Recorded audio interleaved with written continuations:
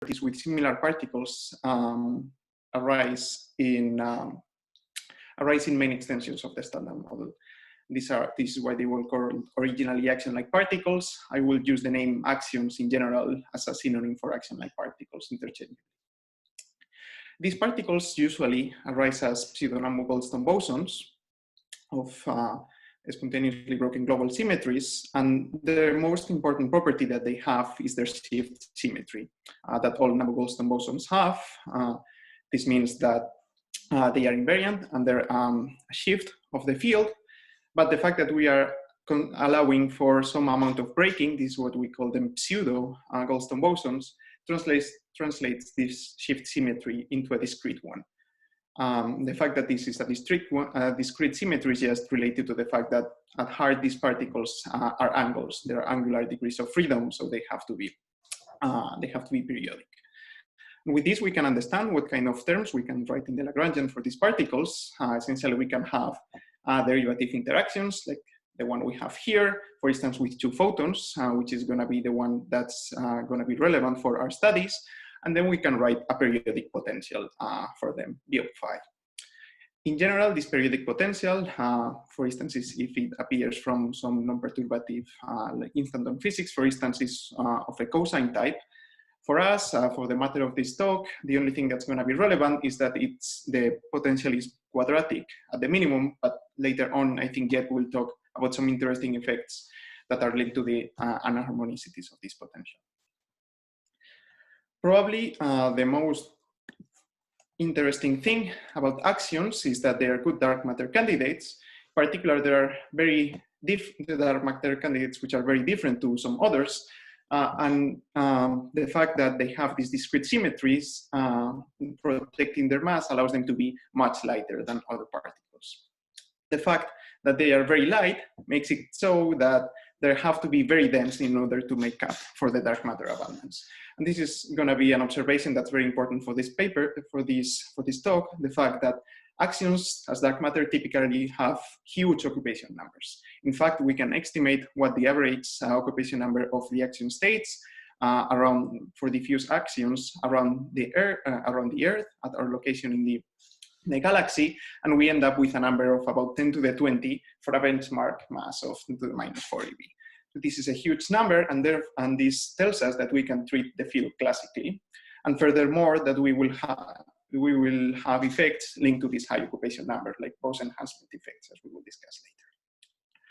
Another important property is the production mechanism, the well-known misalignment mechanism. I will not review it too much, probably Jed will talk about it a bit more.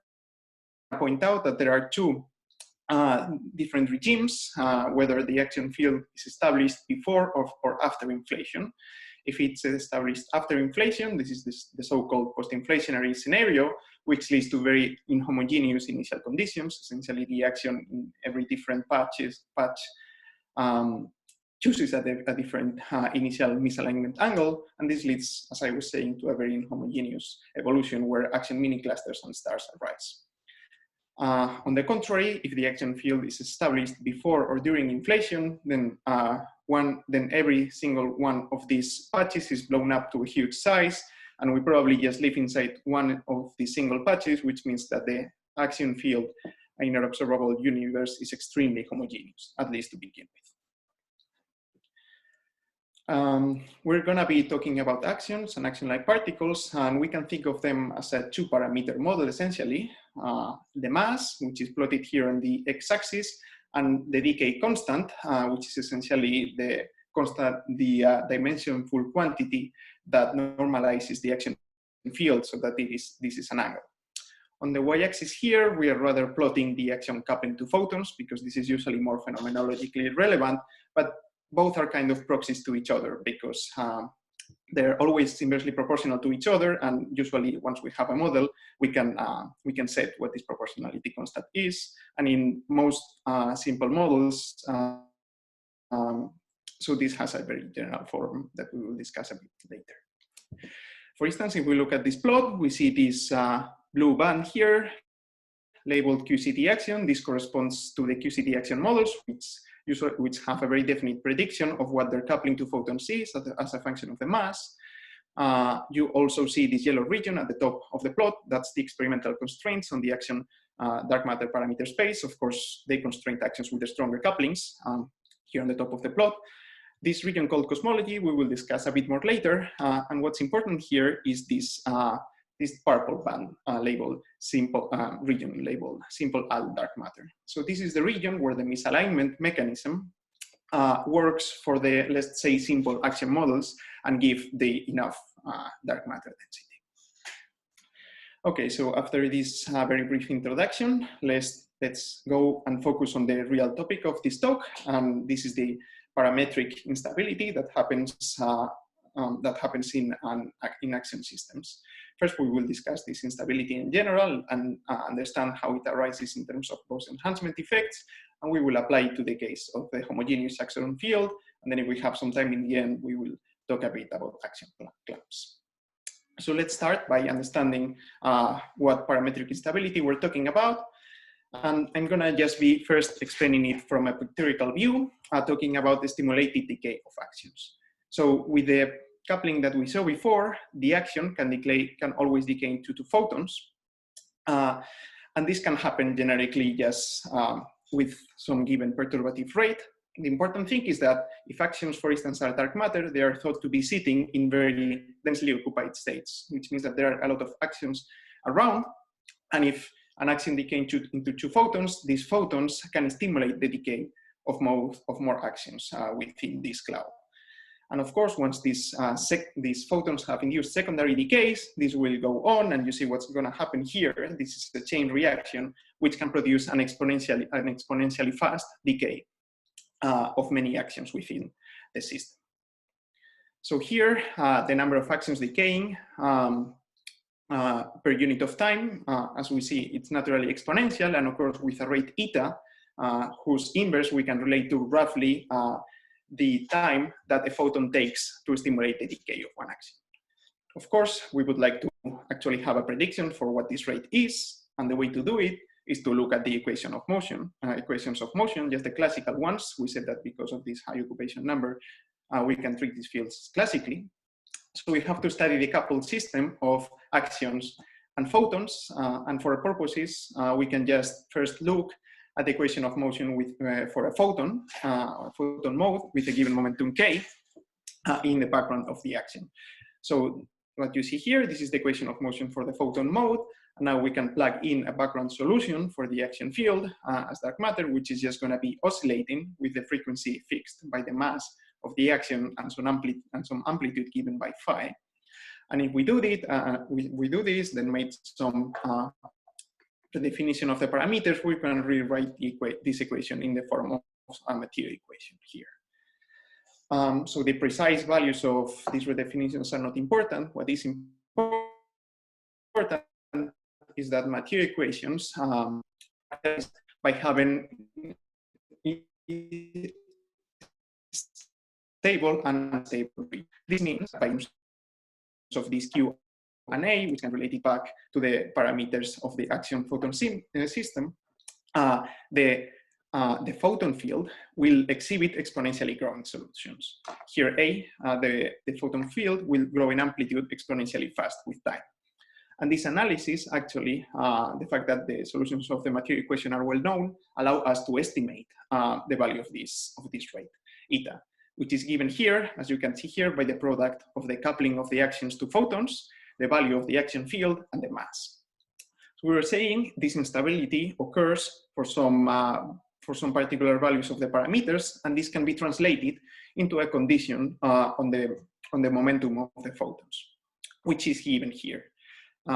Oops, if I move this, you probably cannot see this. But the way to understand this is anyway to look at the, it's easier to look at the figure on the bottom right of the slide.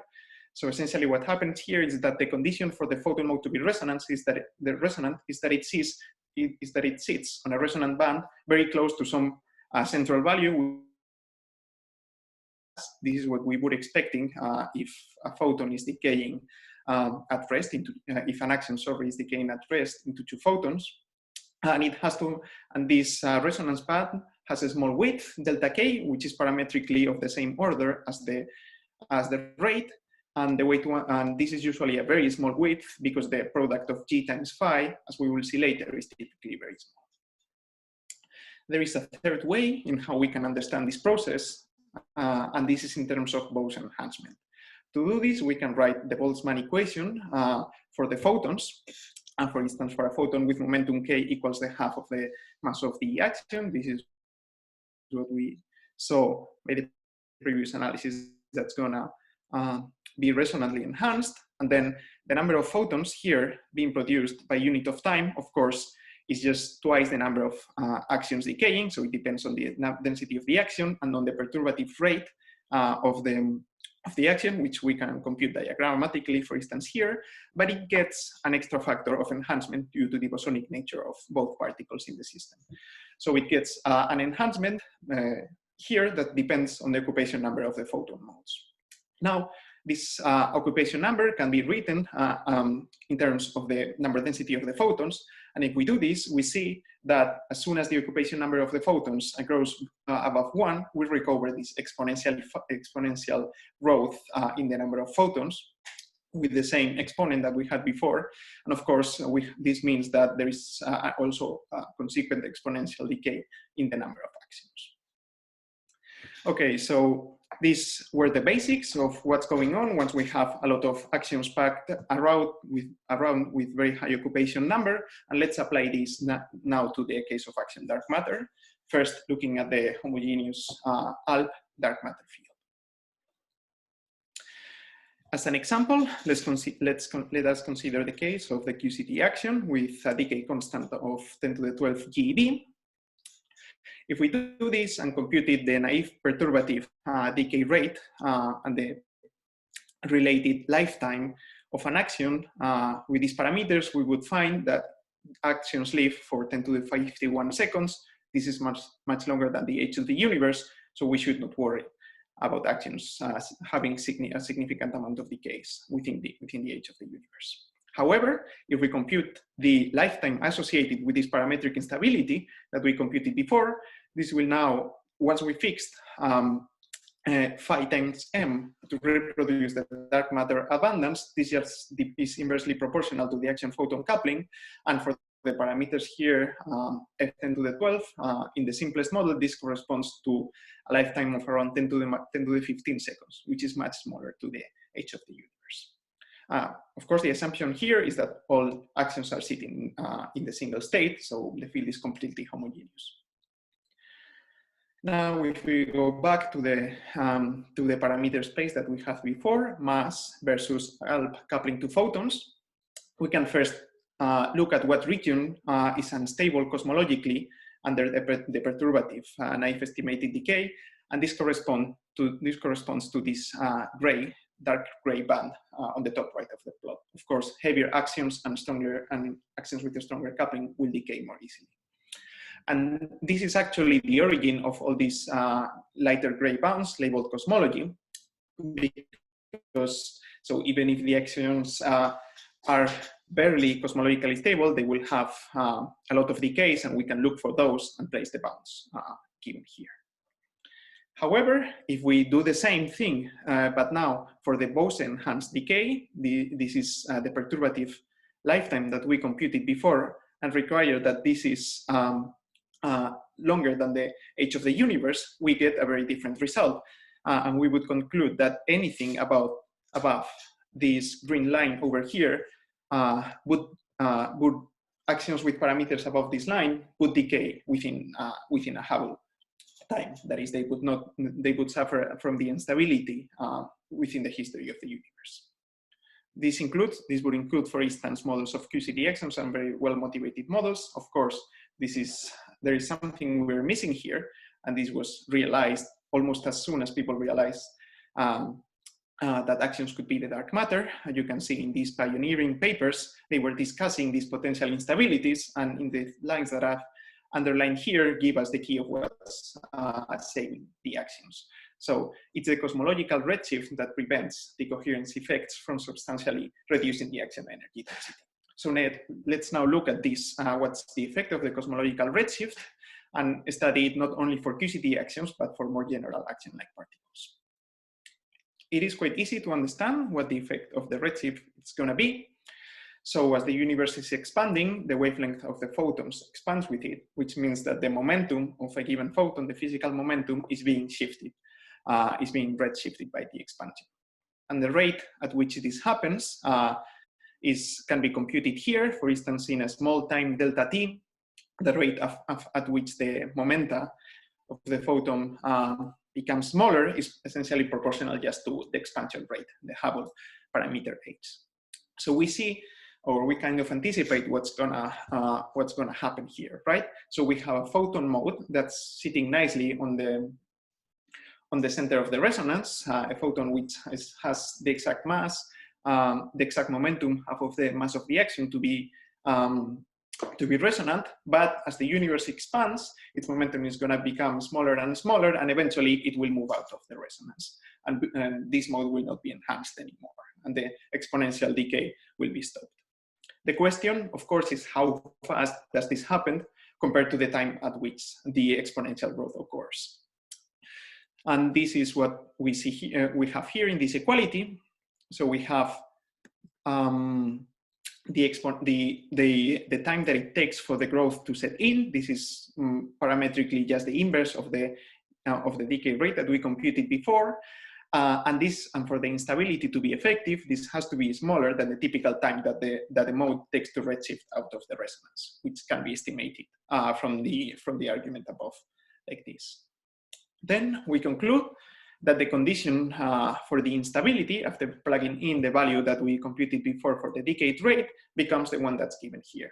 Essentially, the square of the axion-photon coupling times the axion field has to be larger than h, the expansion rate of the universe over the mass of the axion. And as long as this happens at any moment in the expansion of the universe, the instability will set in quickly and deplete the axions. A sufficient condition for the axions to be cosmologically stable is that this condition is not satisfied at any point during the evolution of the universe.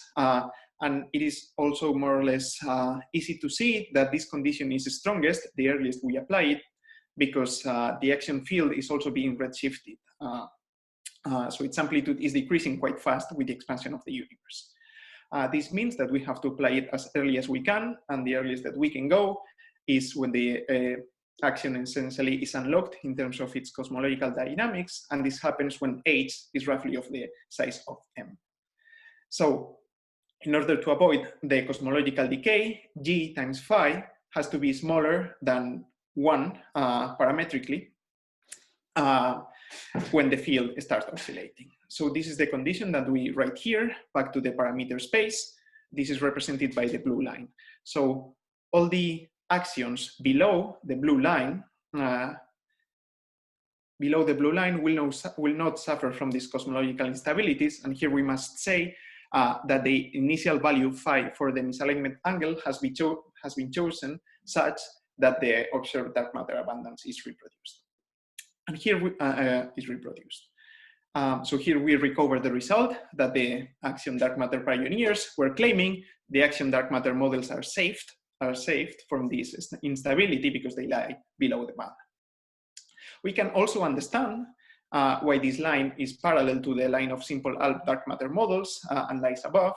And this is because, as we were saying, the axion is an angular degree of freedom, which means that the axion field is bounded from above, in the simplest models at least, by pi times its decay constant. This means that the product of g times phi is bounded to be smaller than essentially the electromagnetic structure, defined structure constant, alpha electromagnetic, and some order 1, some model-dependent factors which are expected to be order 1. So this is naturally smaller than 1 in the simplest models. However, it is interesting to know what happens in the region above this blue line, because there are more exotic models that claim that dark matter could be made of axions with these parameters, and furthermore, there are experiments which are looking for dark matter axions and axion-like particles in this region. So it's interesting to know whether the axions would actually be unstable cosmologically because of this parametric instability. However, there is one thing that we have so far not taken into account and ends up being relevant, and this is the fact that the universe is filled with an optically thick plasma. Essentially, there are a lot of charged particles around with which the photons can interact. And the effect of this, the collective effect of this, is that photons below some certain cutoff, with frequencies below some certain value, cannot propagate in the medium. This is usually described in terms of an effective photon mass, which is called the plasma mass, written here m gamma. And if we do this, the new resonance condition shifts by the value of this plasma mass for the photon, as one would intuitively expect. And in particular, we see that if the plasma mass of we see that for this condition to be satisfied, to be able to be satisfied by some k, we need that the effective mass of the photons is smaller than half of the mass of the axion. This is also very intuitively, if we think in terms of an axion decaying, it cannot be heavier than half of the mass of the axion. So it's interesting to know what's the profile for the value of the effective plasma mass of the photons throughout the history of the universe. And this is what we have here in this plot, the plasma mass as a function of the temperature in the universe. There are two main things that we can conclude from this plot. The first one is that given that the plasma mass today, at least in the extragalactic medium, is around 10 to the minus 14 electron volts, means that axions lighter than that cannot possibly decay and suffer from the instability. The other thing is that the plasma mass becomes much larger as we go back in time, so larger temperatures. So the axions will have to wait until the plasma mass becomes sufficiently small in order to be able to decay. And as we were saying, that the instability is stronger the earliest it happens, then this will mean that the rate at which instability occurs is going to be smaller if it happens later. And these are the things that we can compute this, and again look in this parameter space and find what regions are unstable. And we see that now, after we take into account the plasma mass of the photons, only the axions with parameters such that they lie within this red contour are going to be cosmologically unstable. So essentially, this is telling us that all the parameter space for axion-like particles is available. So that experiments that are looking, for instance, for axion-like particles here could hope for to detect dark matter. Okay, I think I still have a few minutes. This is as much as I wanted to say about the homogeneous axion field. Let's now talk a bit, let's now talk a bit about the possibility before moving into the clamps. There is an interesting possibility is that the axions decay not into visible photons, but into dark photons. In this case, the resonance is easier because on the one hand, there is no dark photon plasma mass in the universe, and on the other one, the axion dark photon coupling is less constrained experimentally. So this has been used to argue that this could cause a depletion of an overabundance of axions, or also this could be used to produce dark photon dark matter, or lead to the production of gravitational waves. And this violent process occurs. And now, as I was saying, we will move into briefly discussing some particularities related to axion clamps. So axions, as we were talking before, for instance, in the post-inflectionary scenario, or in some scenario that Jed's gonna be discussing later, can form many kinds of bound structures. For instance, clouds of diffuse axions, also axion mini-clusters, axion stars, perhaps Bose-enhanced condensates, and superradiant clouds around black holes.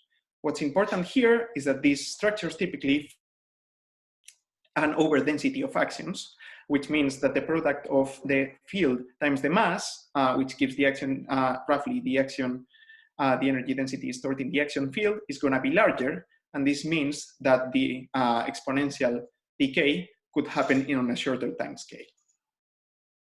So it's interesting to look at these structures. However, there is one thing that we should not forget is that now we have a finite system. Let's say this system has size L. So there is one extra thing that we should require, and this is essentially that a photon stimulates at least on average one decay before leaving the cloud. This condition can be rephrased here in terms of the rate times the length, the size of this bound structure being greater than 1. If this happens, on average, the photons will stimulate decay, at least the decay before leaving the cloud, and as before, this will cause an exponential runaway and parametric instability. On the contrary, if on average photons leave the cloud before, or the bound structure before stimulated any decay, then of course no resonance will occur. This is a very intuitive and schematic picture. In reality, in order to study this in actual systems, one needs to worry about more things, like for instance, the momentum distribution of the axions in the cloud or the gravitational potential of these structures. And people have studied this. There is a growing literature in this field, studying it for galactic condensates, axion mini-clusters, axion stars, and super-radiant clouds around black holes. I'm just gonna give now an example here. This is the example of the QCD axion stars, just taken from this very nice paper that was published just a few days ago. And essentially the conclusion is that here in the same parameter space, mass versus coupling, only axions with couplings, relatively large couplings that lie within this red band would cause the axion stars to decay. This means that the usual QCD axions, which lie here in this yellow band, form stars which it seems that are stable. So the QCD axion stars in the simplest models do not suffer from this instability, even if the star is critical or even collapsing. However, there is an interesting effect that can occur even if the instability doesn't set in.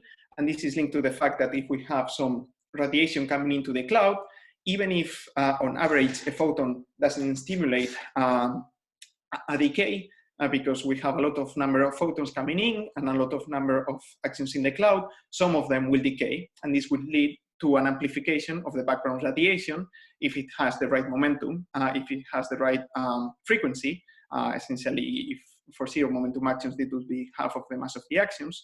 So we would see an amplification, which could be seen, for instance, as a small radio signal. And this can be effective even in the regime where there is no, as I was saying, no exponential decay of the cloud. This is again something that has been studied for a different system, yes, in general axion backgrounds, also in galactic condensates. It's also interesting to look at the amplification of the radio waves that could be caused by perturbative axion decay, also in axion stars, and the possibility that an axion dark matter echo could be generated if we were to shoot a powerful laser, for instance, into the sky with the right frequency. And with this, I will just come to my conclusions. There are three main things that I hope I could get across. The first one is that axions, in particular axions as dark matter, is a system where we have a large number of bosons, and therefore we have very high occupation numbers, and they are prone to suffer parametric instabilities. I've discussed here the one to the decay into 2 photons, and how this can be understood in terms of Bose-enhancement and stimulated decay. The second one is that for the cosmological axion field, this ends up not being relevant because there are 2 factors that shut off the decay, and those are the expansion of the universe and the effective plasma mass of the photon. Finally, we have looked at axion-bound objects or axion clamps, and although it seems that at least in the simplest models, it's not easy to make them resonantly decay, there are still amplification effects that can be important phenomenologically. And with this, I will stop, and thank you for your attention. Thank you very much, Gonzalo, for the very nice talk. Mm-hmm. So it's time for questions.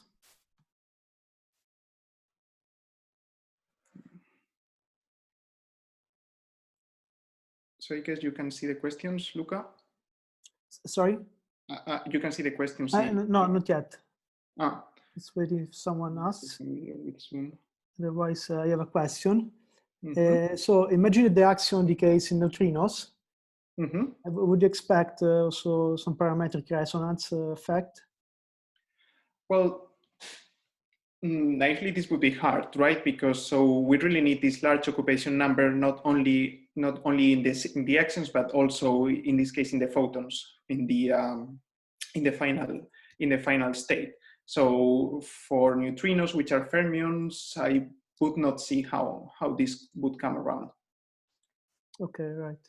Yeah, because only this exponential regime would only occur in the case that the, as we saw with the Boltzmann equations, that the occupation number of the photons is larger than 1. I see, thanks. Mm-hmm. Okay, so if there are no other questions, we move to a second talk. Of course, later some questions arise, you can still ask Gonzalo. Yeah, we'll stay around. Thanks. Okay, so we can switch to Jed. Hello. Let's see. I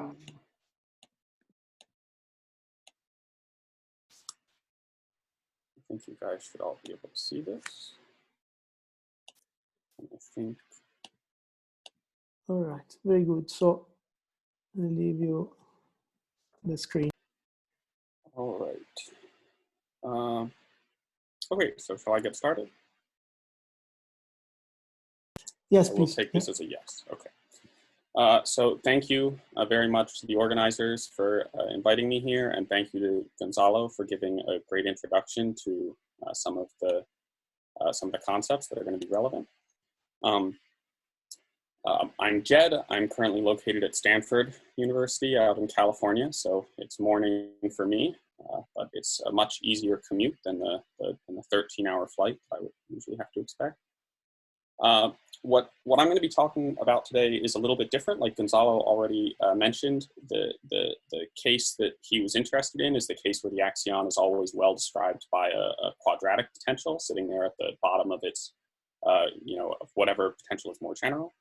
However, anharmonicities in this potential can be very interesting and can lead to very significant effects, especially in the early universe, and even potentially very large and dense new structures. So I'm going to be talking about that. What I want to see, not advance slides. There we go. What I want to start out by talking about is just an introduction. Again, Gonzalo gave some great stuff, but I'll talk about a couple more things going into some of the background here. I don't expect everyone's familiar with axions and axion cosmology. Then I want to talk about really how you get these structures. And finally, if you have a bunch of these structures, there are a lot of really interesting signatures that you get out of this, which some of them are much more interesting for astro and cosmological observations. Some of them are very interesting for lab-based observations. So we'll talk about that. Okay, so I don't need to tell you guys that dark matter is very interesting, and I'm not going to spend much time here. The only point that I want to make here is that when we talk about dark matter models, we should remember that there's really some huge range of fundamental mass scales that could be associated with the dark matter, and we don't know where it lies. And so a lot of early work focused on things like WIMPs. Those are still very interesting. There are heavier candidates, things like primordial black holes. There's also sort of a giant light range down here that ranges from around EV scales down to 10 to the -20 or 10 to the -22 EV or so. That's the region that we're going to be talking about entirely today. So all of the candidates that we're interested in, these axions or axion-like particles, are sitting with masses below roughly an EV.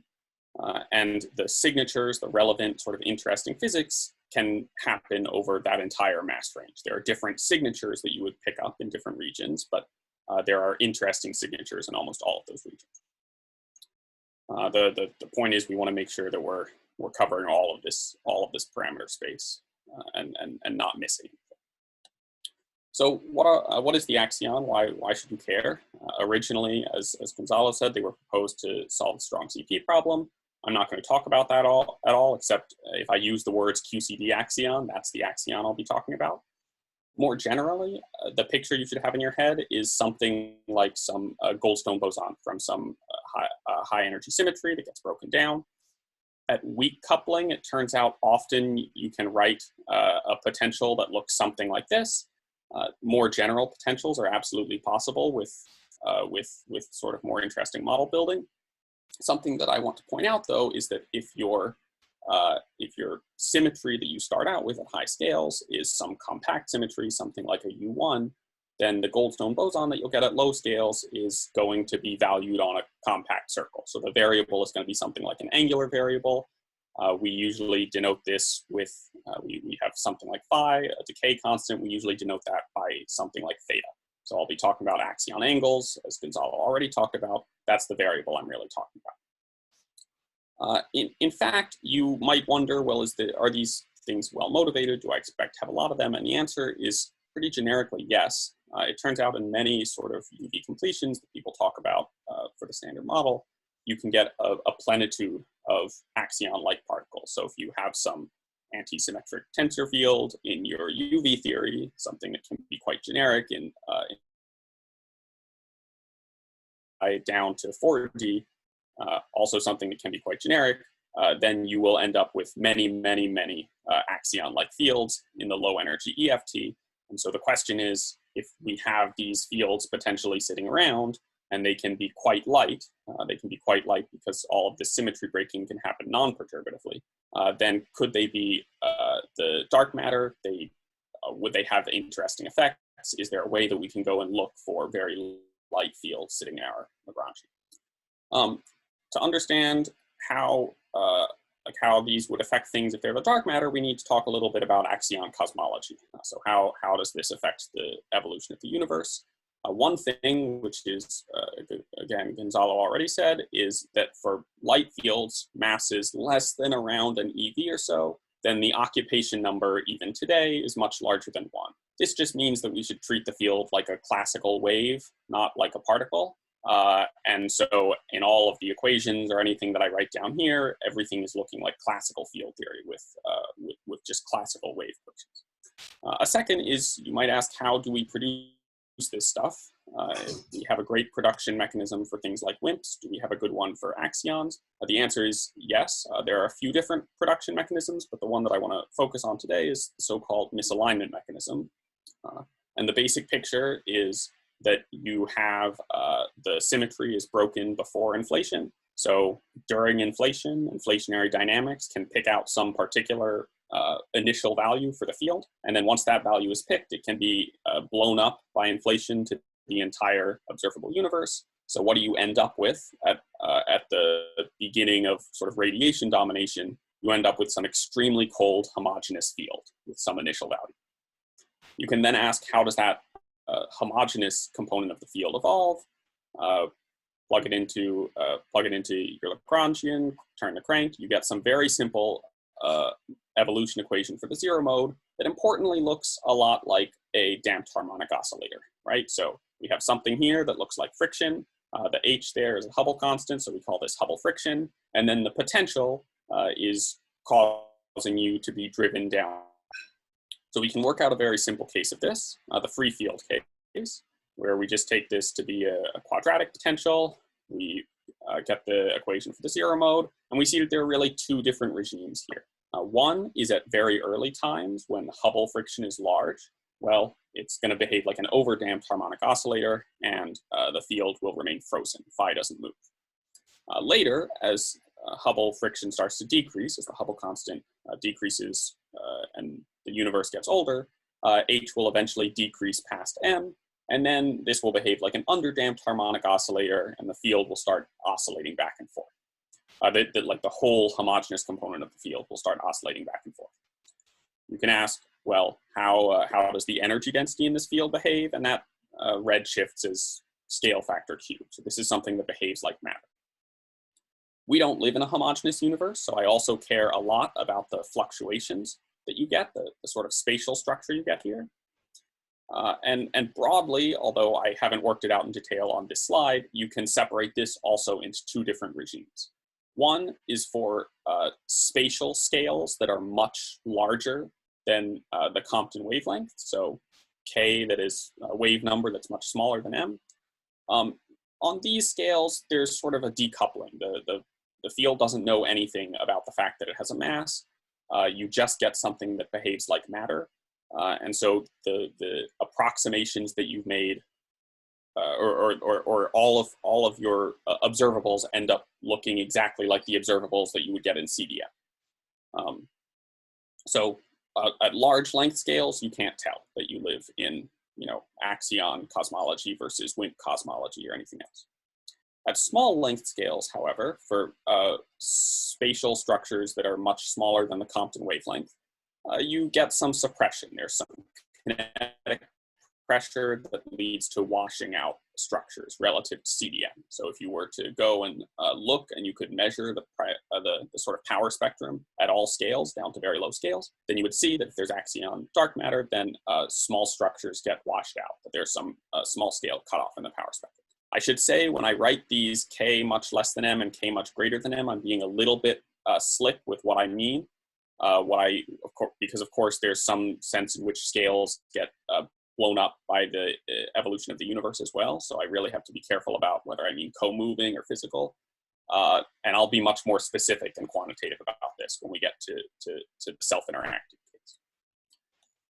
Okay, so I told you that sort of the anharmonic nature of the potential can lead to very interesting effects. So let's talk about what those effects are going to look like. And here, what I've done is just I've scaled out the mass and I've scaled out the decay constant by putting this from just -pi to pi. And I've shown you two different potentials. One is this quadratic potential, and one is this 1 minus cosine theta potential that I mentioned at the beginning, and Gonzalo also mentioned. So what you can see is that at small values of theta, these two look exactly the same. This is not surprising. At small field amplitudes, anything is well approximated by a quadratic. So if I always explore a region where the particle sits down here, all of the work that I did for the quadratic case will come over very nicely. This is the region of parameter space that Gonzalo was showcasing as simple out models. However, if the field starts somewhere higher on its potential, somewhere up here, now it behaves quite differently. So one is that because the driving force, dv d theta, is much smaller than it is up here, the slope of the potential is smaller, the field will not be driven towards the center as fast. So in particular, Hubble friction will have to decrease even more than it would have had to in the free field case. And so the field won't start oscillating until some Hubble constant that's sort of parametrically delayed from the naive value of h is approximately n. Another thing that's kind of important, by the way, to note is that you can, this picture also makes it very clear why the sorts of effects that we're going to be talking about are quite generic. You can't really write a potential on this compact field space. If I need to loop this around and put it on a circle, I can't write a potential that looks like this blue potential, right? It really has to, because this will have a cusp, right, at this point. It has to sort of flatten out at some point. So generically, you can also see that if, although I'm going to take a very concrete potential and one that also pops out of sort of simple weak coupling calculations, which is this 1 minus cosine potential, if I were to try to write down a more general potential, the generic expectation is that it'll be flatter than this blue potential, and so it will have a delay in its oscillation time. So I'll denote that by this h-os. Flatter also means attractive self-interactions, right? If I look at what the sign of the quartic contribution from this yellow curve will be, that's going to be negative because it needs to be lower than the quadratic contribution. And a negative quartic coupling is really an attractive self-interaction. So we can see that there will be some attractive self-interactions. The question then becomes, what are they? And to distinguish between when we're going to be in that regime, I'm going to define this quantity f pi over a constant that yields the proper dark matter abundance if the field starts right at pi over 2. And you can see that for decay constants much larger than that, the field will be starting down here. It'll always be well described by a quadratic, and we won't have any interesting effects. But for decay constants much smaller than f pi over 2, the field will have to start up here, and then you will have very interesting effects due to anharmonicity. So in summary, what should you take away from this? Self-interactions are pretty generic and generically attractive. They're going to be most important at these earliest times when H is around H-OSC, and the reason at late times, of course, the field is going to be damped down into the bottom of its potential, so it'll look the same as quadratic either way. And 3, this is sort of a restatement of number 1. Because they're generically attractive, they're going to lead to some sort of clumping of structure. They're going to cause existing structures to get more dense. Okay, so now let's take this introduction, make it slightly more quantitative, and understand what these effects really are. To do this, here, I don't have a lot of time, so I'm going to just take this concrete potential. This is not the only potential that you get such effects for. The effects are quite generic. It's just I want to be able to give you like nice clean numbers here that aren't, that don't have 6 different numbers for 6 different models. This is a fairly, generic, a generic sort of potential that you could get at. What am I going to do with that? I'm going to decompose the field into some homogeneous component, some spatial modes. At early times, I know the spatial modes are going to be small, so I'll solve for the background behavior and then I'll linearize the problem to first order in these small perturbations. I can do that, and I get an equation for how these perturbations grow. And although I've expressed it here in some kind of funny variables by doing things like measuring time in units of the mass and stuff like that, the equation that you get out here has some very simple structure.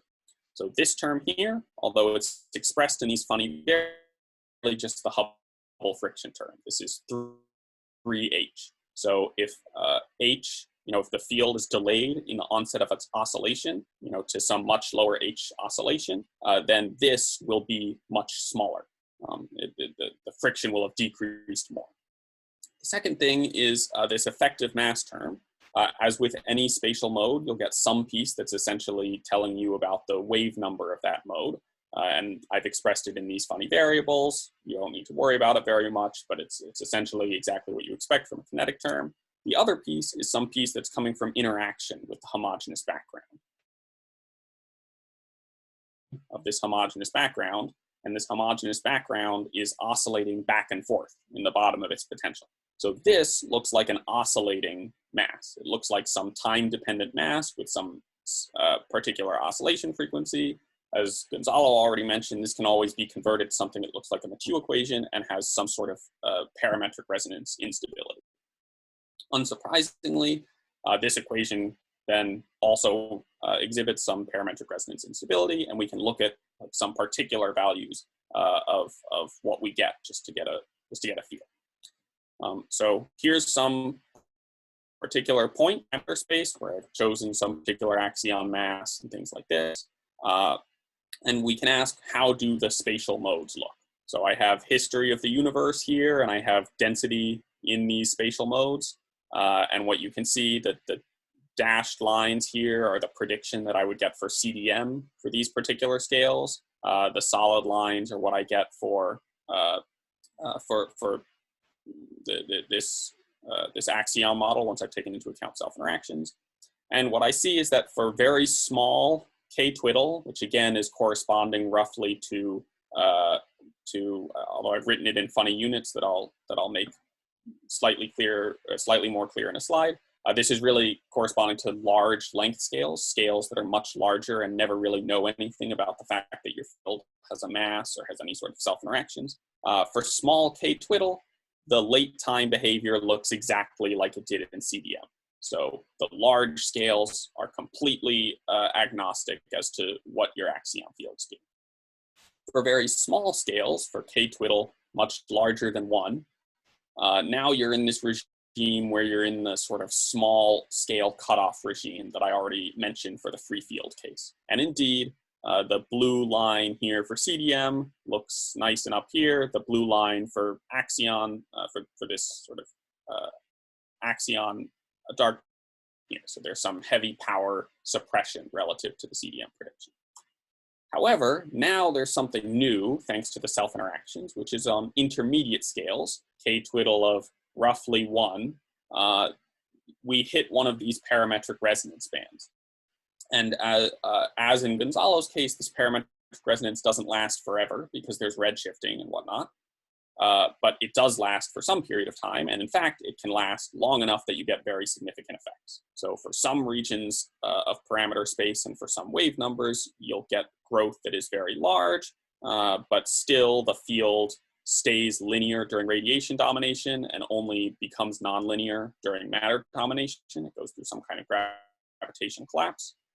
For some regions of parameter space and some wave numbers, in fact, you can get such significant growth at very early times that the field goes nonlinear in radiation domination due solely to its interactions. Okay, so let's be a little bit more quantitative about this and what scales are we talking about. We saw that the effects were strongest for k-twiddle of roughly 1, and now I'll be very precise by what I mean by that, even in these funny units. These are modes, spatial modes that are entering the horizon at the same time the field is starting to oscillate. So the place where the effects are most dramatic is when you have a spatial mode that is has k equal to h right when m equals h. You can then ask, what are the sort of mass scales associated with that? That's quite easy to work out. You see that at the lowest range of our axion mass range of interest, which is way down at 10 to the negative 22 eV or so, that's because axion masses any smaller than this, their small scale cutoff is so large that it actually would be seen in things like the CMB and large scale structure and whatnot. But axion masses of somewhere around 10 to the negative 20, 10 to the negative 21, 22 eV, these are still allowed. And at axion masses this small, the mass scales that you would affect of sort of dark matter structures are very large. They're order 10 to the 9 solar masses. There's also something that I should care about, which is a boost factor. How much more dense are these structures than the CDM prediction? Since it was a resonant process, it shouldn't be surprising to you that there's an exponential here of some parameter. And because the thing that we were really interested in is how much the field gets delayed from its oscillation, its naive oscillation at h equals m, it's probably not too surprising that what ends up showing up in this exponential factor is the ratio of m to this h os. So in the naive, like in the free field case, h os is m, of course, you get no significant boost. But in the case where you delay, h os is much less than m and you can get some significant boost. There's some order 1 factor here that depends on exactly what model you pick. Are you actually potential or are you working with something else? Finally, you can ask, okay, I know the density and I know the masses of these structures, so what is the physical size of these structures today? And these are sort of interstellar distances at the smallest range of axion mass. And as you scale up to axion masses closer to like 1 eV, they become distances more on the scales of, kilometers or that, things like that.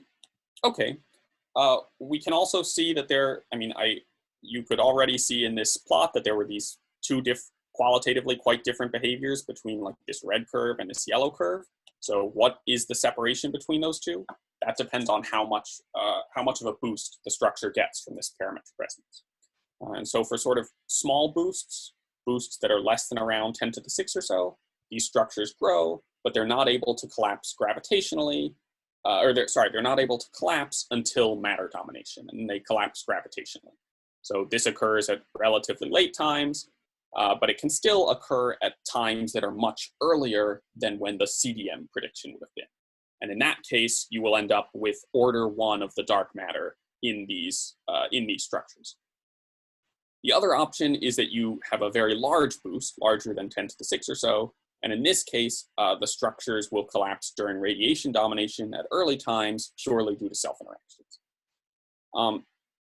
Because we're working with a scalar field here and actual particles, there are some sort of interesting exotic structures that you can make, things like that look sort of like Bose-Einstein condensates, where a bunch of these particles fall into their ground state. I'm not going to talk about those much today, but we do think about them and know that they exist and they have interesting effects. I just don't have time to get into them. The 0th order assumption that you should have for the gravitational collapse case is that because it behaves like matter, unless it manages to fall into one of these like exotic sort of ground states, it's going to look something like an NFW halo, just because like any matter collapsing gravitationally, that's what you end up getting. Okay, so I've now told you that these structures are sitting out there. The question is, how can we look for them? What can we do to try to see them? The first thing you might want to hope for is that these are structures that are made of dark matter. Dark matter we know interacts gravitationally. Can I look for any signatures that are purely due to gravitational interactions? Are there anything that I can, like, do I need any additional model building, or are there ways of seeing them just from their known interactions with gravity? The answer is yes, for a large region of parameter space. So I have plotted down here the mass of the halo that you end up getting and the density of the halo. These are easier units to express these sort of signatures in, but at the end, I'll show you what this looks like in the original parameter space of like axion mass and decay constant. There are a bunch of different signatures. This is kind of a busy plot, but I'll highlight a couple of them quickly. The first thing you could imagine asking is gravitational signatures. What's one easy gravitational signature that I already know exists for a lot of things? Well, lensing signatures. I can look for gravitational lensing. There are a couple of different ways I can look for gravitational lensing. So these structures are not dense enough to strongly lens anything. So these are really weak lensing searches. And there are various types of weak lensing searches. One is weak lensing that looks for things like looking at stars in our local neighborhood of the Milky Way, looking at collections of them, and looking for correlated motions in all of these stars. So something that looks like a weak lens passing in front of a bunch of stars and causing them to have some correlated motion. That's displayed in these solid blue and solid red lines here for current experiments, and dashed blue and dashed red here for future experiments. For those of you in the know, this is the Gaia experiment and this is the Theia experiment. Another sort of lensing search that you could try doing is there are very far away stars that sit behind some galaxy cluster and already are sitting right on the critical lensing curve for that galaxy cluster. So they're very, very lensed already. And then very small perturbations to their apparent position on the sky can move them off of that critical lensing curve. And so just by focusing on one of these stars and tracking its brightness, you can see little flickers in its brightness, a twinkling star. And this can tell you something about dark matter distribution and dark matter structure distribution. So this is this big orange chunk here called photometric lensing. Another type of lensing search is not lensing light, but lensing gravitational waves.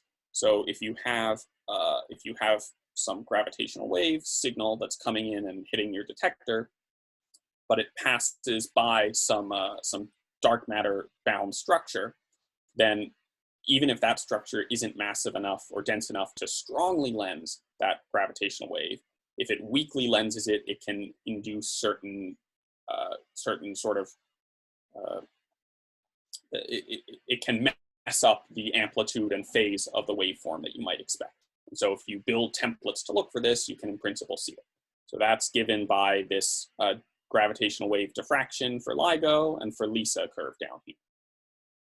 Finally, not lensing searches, but just a completely different type of gravitational signature you can look for is you can just go look at stars and see if any stars around us look like they've been kicked by having some, interaction in their history that with some heavy, dense dark matter structure. That's displayed in these green dashed lines and these green dotted lines, as well as this green shaded region here, where this green shaded region is actually a best fit region for a sort of tantalizing anomaly that people have noticed with some nearby stars. Whether this is actually a real anomaly, of course, remains to be seen. We need to understand this better. But at the most massive end of dark matter halos, dark matter structures, you can get pretty significant effects on just local stars moving around us. I think the most exciting talk about in this crowd, and the one that I'll spend essentially the rest of my time here talking about, is direct detection experiments. So there are a lot of direct detection experiments currently looking for axion dark matter, but mostly it's looking for a background homogeneous component. It's not thinking that order 1 of the axions are actually bound up in clumpy structures. If they are, then you can see that this is now at the high axion mass range, low dark matter structure mass range. These are structures that, given some particular mass and some density boost, they might only be hitting once every 10 years. And when they hit your detector, they're only crossing it for an hour or a day, in different regions of this parameter space. So if you've designed an experiment that integrates for 2 years and looks for a homogeneous component, but you're in the region of parameter space where you only expect one of these clumps to hit you every 10 years, then you're going to really misinterpret the constraints that you get. And to show that this is really relevant for current experiments, these green and red lines are the dark matter halo spectra that you get for the QCD axion for 10 to the 10 GeV and 2 times 10 to the 10 GeV. So these are interesting data points that people would like to be able to detect, and what you're seeing is that they're actually well within the region where you need to worry about these clumpy structures. So what are these effects? Outside the clumps, the density is lower than what it would be in CDM or in sort of just homogeneous axion dark matter. But inside the clumps, the density is much higher, and because they're bound in some small object instead of just to the Milky Way, their velocity dispersion is much lower. This means your search strategy is very different. One, you need to make sure you're recording data off of a resonant frequency for any resonant type experiments. This is just because if your clump only hits you once every 10 years, but your experiment is designed to be resonant and only search a particular frequency for a week, then you're going to be in trouble because you likely won't be on the right frequency that 1 week that your clump hits you. So you need to be sure you're listening at all times, even if you're especially focusing on some resonant component at one specific time. The second is your signal will look different, so you need to make sure that you are looking specifically for giant spikes in signal power for the duration of some crossing time. This is just, you shouldn't be throwing that out. You should make sure that that's a type of signal you're looking for and not an error that you throw out with your data analysis. Finally, the coherence length, because the velocity dispersion is lower than it would be in just basic, simple ALP dark matter, the coherence length is much longer than it would be. This means that, let's say you saw what you thought was a signal and you wanted to confirm it, you could do pretty interesting things like put 2 detectors, separate detectors nearby each other and wait for a clump to hit. When a clump hits, those detectors should see the same boost in signal power, and they should be in phase. Their coherence length is longer, so you can actually see an in-phase signal where you wouldn't have been able to see that if it were just axion dark matter. The takeaway from these final 2 points is actually in much of this region of parameter space, you can improve your search sensitivity. This is not a loss, but it does mean you need to be careful about how you design your experiment. And to be clear that this is a pretty interesting region of parameter space, here is a plot Gonzalo showed of axion mass versus axion coupling to photons. And all of the region that I've shaded here in red is regions of parameter space where just taking the naive relation of the axion photon coupling to the decay constant, you find that in order to get the proper amount of dark matter today, you need to have started sort of close to the top of that potential, and you would have explored these anharmonic aspects of the potential, and you would have potentially significant clumping. So in all of this red shaded region, you have to carefully rework the constraints that you thought you had from any experiment that's looking at axion dark matter. Okay, there are other signatures. I don't have time to really talk about these right now, but suffice to say that at the most massive end of dark matter structures, they can really significantly affect star formation. And if you get collapse at very early times, you can also get potentially gravitational wave signatures. And so we've thought about these as well. With that being said, I'll wrap up. This is really the plot of what this looks like in the original axion parameter space, with axion mass down here on the x-axis, and the really relevant parameter, which is f over f pi over 2 here on the y-axis, although you can restore back to decay constant itself up here. You can see that really a significant region of this parameter space is covered with one or another of these signatures. And that's it. The takeaways that I want you to have here are that axion self-interactions can have very significant effects on structure formation in the early universe. They can't be ignored for large, interesting regions of parameter space. For the QCD axion, although I didn't work it out here, this affected range is around 10 to the 10 GeV or lower. So if you are interested in the QCD axion in that region, then you should think about some of these effects. And there are many different ways of looking for them: direct detection, sort of gravitational interaction, star formation. We have a lot of probes, a lot of interesting physics, and a lot of interesting future work. So with that, I will leave you here and turn things over to questions. I cannot see the chat, so if there are any questions that are in the chat, maybe Luca can read them to me. Thank you very much, Jed. So there is a question from Jan Coutenoir. What is the vertical axis on the last plot? This plot here, I assume. So, yes, you can read this plot in a few different ways. It's built to sort of have the most relevant variables here. If you prefer reading it in terms of mass of the axion down here on the x-axis and just decay constant, you can read in these light gray lines. But the vertical axis that I'm displaying here is decay constant divided by this f pi over 2 that I defined way back here. And f pi over 2 is really the decay constant such that in order to get the proper dark matter abundance, the field needed to start right at pi over 2. The reason this is the interesting thing to normalize by on that plot is that it very easily gives you the distinguishing, like a very coarse distinguishing factor between regions where you were always well approximated by the quadratic potential and regions where you really explored the anharmonic nature of the potential and you saw so for f smaller than f pi over 2, you will have explored some region where these blue and yellow curves are very different from one another. Does that clear it up? Yeah, I guess that answers the question. Other questions?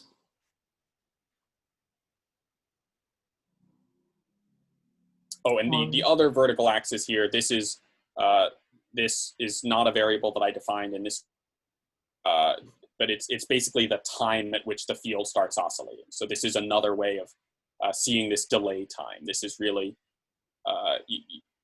this is essentially what is that factor m over h osc that enters into the exponential. So you can see that, you know, by the time f is down by an order of magnitude or 2 orders of magnitude from f pi over 2, I'm delaying by a factor of 50 or more. Right, so it says, thank you. What are the gravitational wave constraints on the last plot? So, good, I think, here, I have a nice plot that you can, okay, so I didn't talk much about the gravitational wave constraints, but I told you that for very large values of the boost factor, you can get collapse during radiation domination. So this is a little picture from a simulation that we did of one of these collapses. Sort of spherically symmetric and also like asymmetric collapse simulations. And what you see is that when this collapse happens due to cell interactions, you get some very violent behavior here that ends up throwing off some gravitational waves. And so you get some stochastic gravitational wave background that sits around till the present day. The question is, how do you look for that? these are very low frequency gravitational waves, so they're far outside, you know, the band of LIGO or LISA. It turns out, what are the constraints that you're seeing here?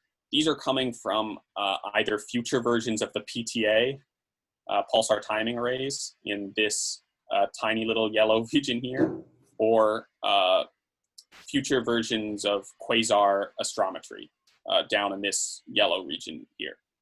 So constraints is not a good word. They're really like future signatures. Okay.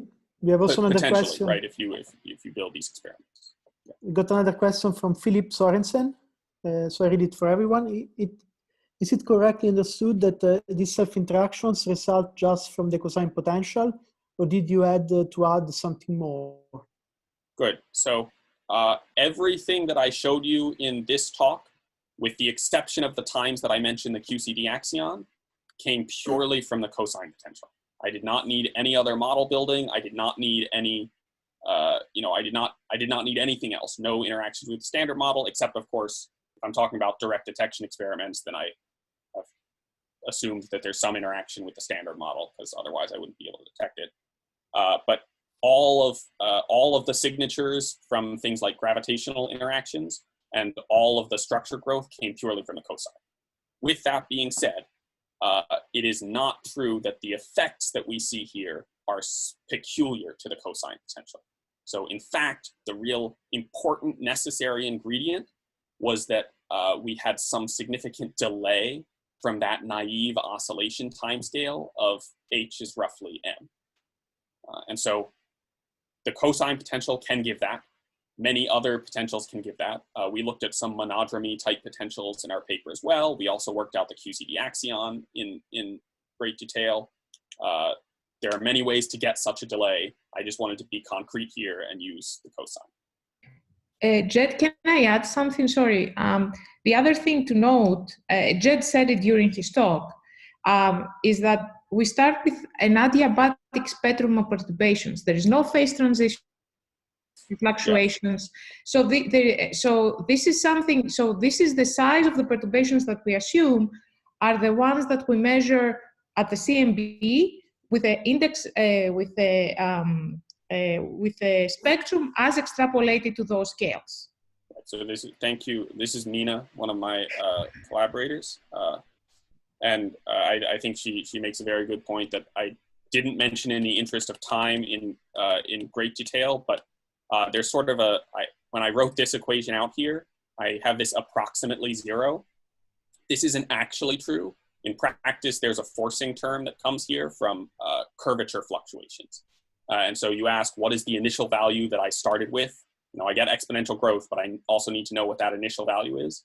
That initial value, we don't put any strong assumptions on that. We only put the assumption that the sort of the adiabatic fluctuations that we already see in the CMB, we extrapolate those, you know, with a roughly flat, with some tilt power spectrum to these smaller scales that we're interested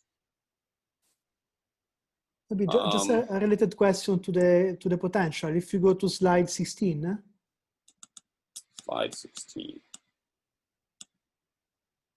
Yes. So in all your setup, you never consider the temperature dependence of the axion mass.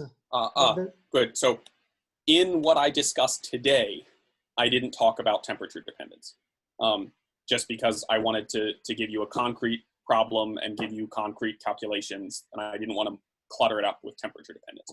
In what we did for the QCD axion, we do take into account temperature dependence. And if you go and look at, so this, it's true that this red shaded region here is not, like doesn't take into account temperature dependence, but the real question you should ask is for like, of course you can rework it out for any potential you like with temperature dependence, but there's one that's very interesting and that you presumably already care about, which is the QCD axion. If the QCD axion is what you're interested in with its temperature dependence, which we took from, you know, lattice simulations and things like this, what is the relevant decay constant at which you start caring about this? The answer to that is roughly 10 to the 10 GeV. Like 2 times 10 to the 10 GeV or so. Okay, thanks. Yeah, so for example, the plot that I showed, this plot with these red and green lines, those lines are obtained only after taking into account all of the temperature dependence of the QCD axis. Okay. And I mean, it's the fact that it's not actually a cosine exactly, right? But it's well approximated by a cosine at high temperatures. Sure. You know, yes, like all of these things are taken into account. Mm-hmm. I just didn't want to muddle too much of the talk. So another question from Paolo Panci, I guess. What is the size of the soliton for particle masses below 10 to the minus 18 electron volt? Good. I do not remember this off the top of my head, but this is absolutely in our paper. So at the size of the soliton is sort of parametrically, if you have, parametrically it's sort of 1 over m times m Planck over f.